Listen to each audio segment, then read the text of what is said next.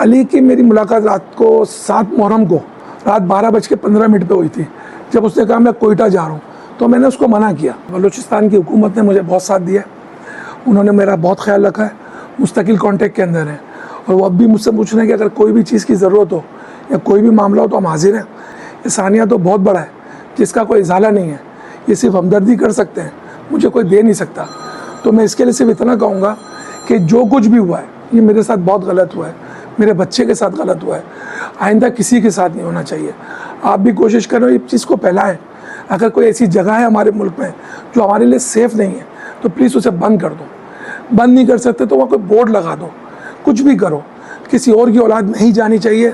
मैं बार बार कहूँगा सब बच्चे मेरे हैं, सब मेरे बच्चे हैं, जो भी हो। आज पहला मेरा है, कोई दूसरा नहीं होना चाहिए। जब वहाँ नेटवर्क ही नहीं आते तो गूगल की क्या गलती है सर? ये आप लोगों की गलती है। आपने वहाँ बोर्ड नहीं लगाया, आपने वहाँ पाबंदी नहीं लगाई, सिर्फ आपने कहा जब मर्जी चाहे जहाँ चले जाओ।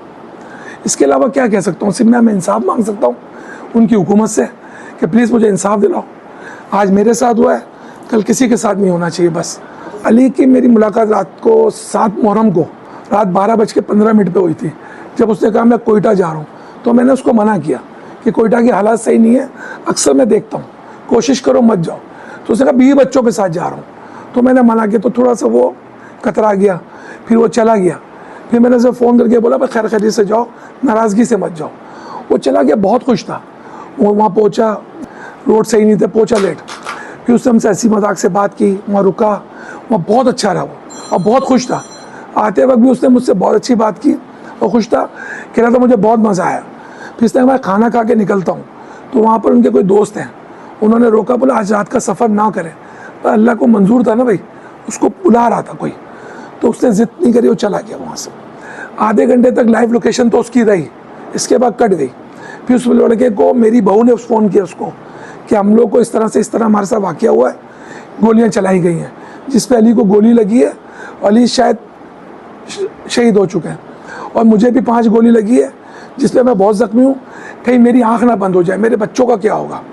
तो उसने जाके FC के लोगों को, तमाम लोगों को, और ख़ुद भी भागा है। फिर उसने बहुत कोशिश की। तो ये लोग मुझे खाली बताते रहे कि हम लोग ये कर रहे हैं, हम लोग वो कर रहे हैं, बताते रहे, मैं सुनता रहा।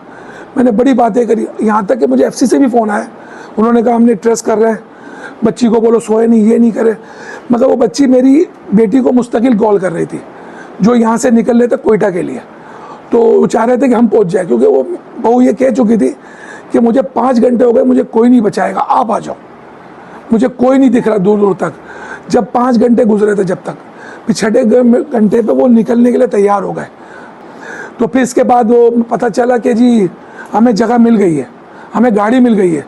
जब उन्होंने मुझे बोला गाड़ी मिल गई है, लोग नहीं है, तो मैं थोड़ा खुटका। जब गाड़ी में से बैठ के मेरी बहू फ़ोन कर रही है तो लोग किधर हैं? तो उन्होंने कहा मैं आपको 9 बजे बताऊँगा।